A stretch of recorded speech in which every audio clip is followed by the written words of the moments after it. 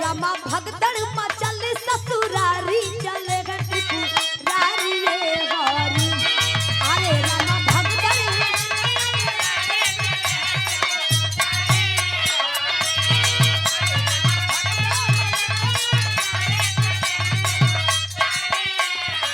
देव में देव महादेव भगवान भोलेनाथ का दुलारी का चर्चा हो जाए।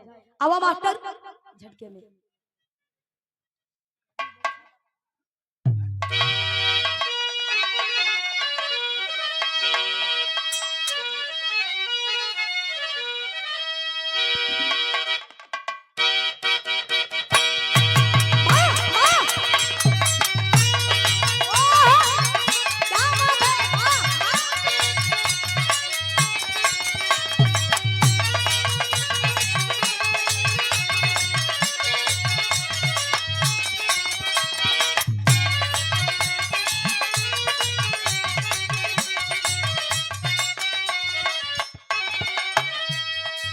ए भैया देव में देव महादेव भगवान भोलेनाथ जी भी अपन बारात लेके चलन अपने ससुरारी की ओर। वो कैसन माहौल रहे, कैसन व्यवस्था रहे। आज दुनिया पुजारी हो गई, दुनिया दीवाना हो गई भगवान भोलेनाथ का। कैसे अरे रमा ब्यागन की मांचल के द्वारी चले गए त्रिपुरारी ये हरी।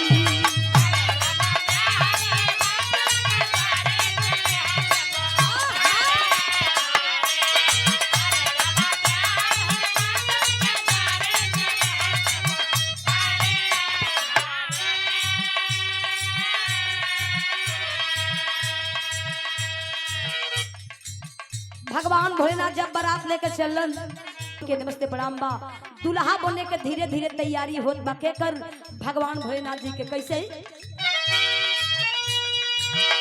शिव जी दुल्हा बने गए निराला।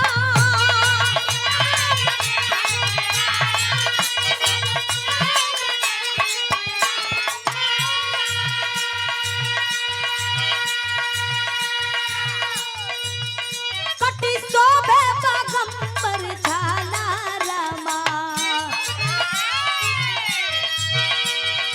अरे रमा त्रिशूल लिए डमरूधारी चलेगा त्रिपुरारी ये हरी। अरे रमा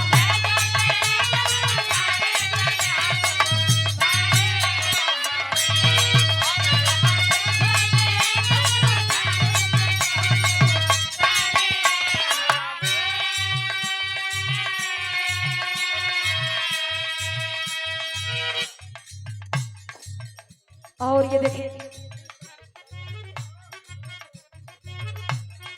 और ये देखें ये सुंदर माला देकर के और ये 1001 रुपए देकर के सम्मानित किए आदरणीय आप श्री कमलेश राय जी जिला पार्षद है। आप 1001 रुपए देकर के सम्मानित किए हैं।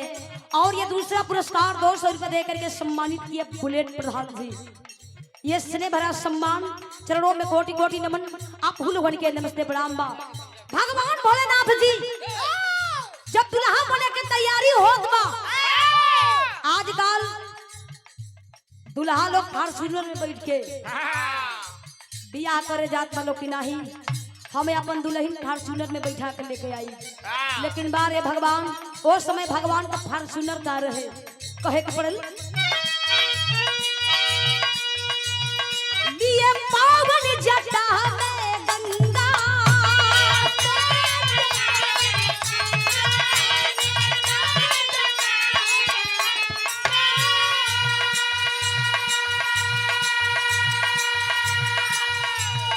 सारी सोगे ललाटे चंदा रमा।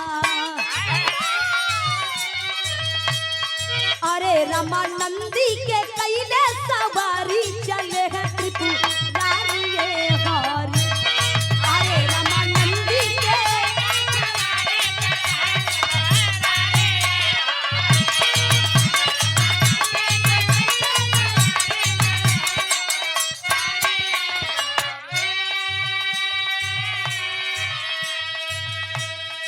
वही बसहा बैल पे सवार भइलन जेके नंदी लोग कहे।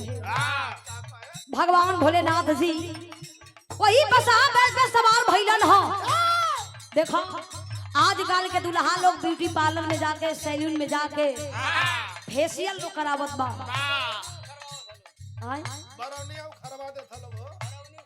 तू दुल्हा बनल अखिला ईमानदारी से बताइए।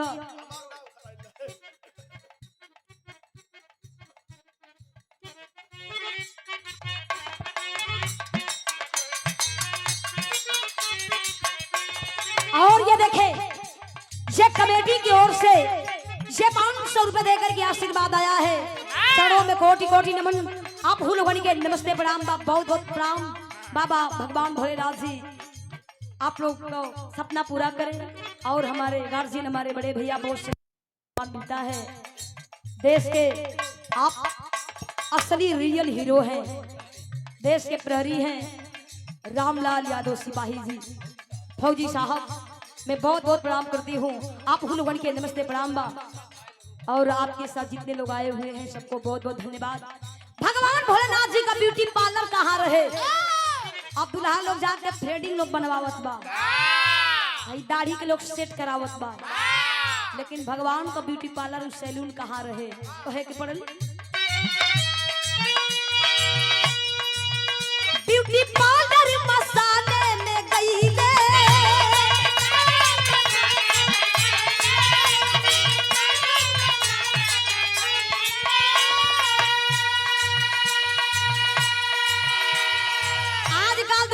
बढ़िया कम से कम 10,000 के लोग सूट पहनत बा, लेकिन वह भगवान भोलेनाथ जी कमर में मृग छाला लपेटलन। वो डरिया में गिर गया।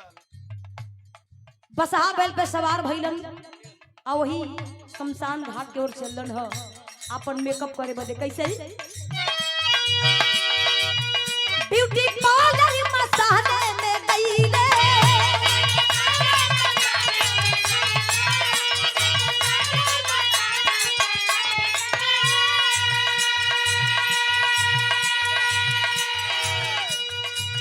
मुर्दा भस्मा से यंग सजवले रमा।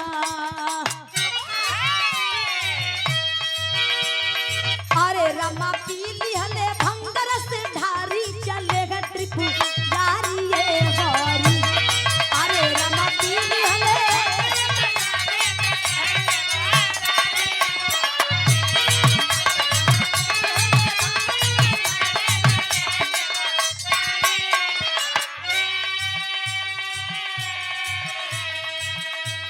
ए भैया जब भगवान के बारात जब निकलल है तना भाई लोग भैया दादा चाचा लोग आप लोग बैठल बानी।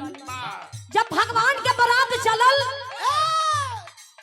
तो देवी देवता लोग तो चलबे कैलन, जितना भूत प्रेत रहलन, जितना जीव जंत रहलन, सब चलन की आज यो मौका मिलल बा, फिर कब मिली कि ना मिली। आजकल दुल्हा लोग अपने बियाह में बढ़िया डीजे, बढ़िया ऑर्केस्ट्रा, बढ़िया बिरहा कलाकार लोग ले जात बा, अब बढ़िया बैंड पार्टी लोग ले जात बा। लेकिन भगवान के बियाहे में कैसन कैसन गवैया बजवैया गईलन। कहे के पड़ल तसा सिंहा बजावे बजनिया।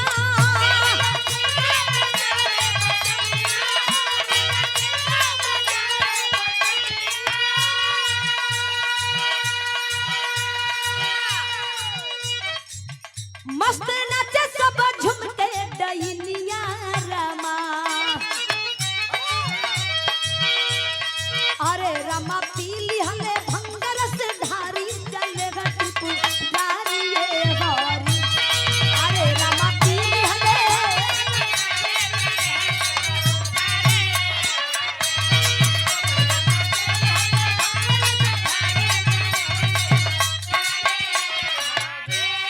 बस एक लाइन औरी बा। दुल्हा के परीक्षा जब मैना रानी चलली है अपने दामाद के परीक्षण बदे तो ओहू जलीला कैलन का परीक्षण चलली जब मैना ले धारी।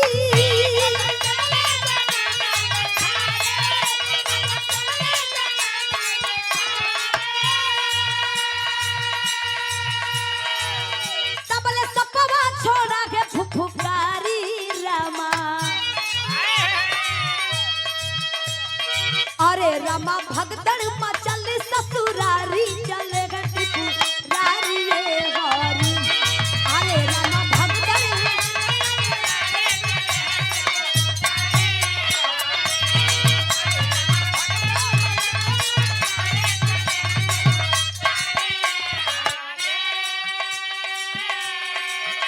चाहे कितना हूँ लीला करन लेकिन माँ पार्वती जी से बियाह कइए करन माँ पार्वती जी के लेके गईरन ह अपने वही कुटिया के आखिरी भाव कहे पर कैसे गुरु रमन जी स्वर्ग सिधारी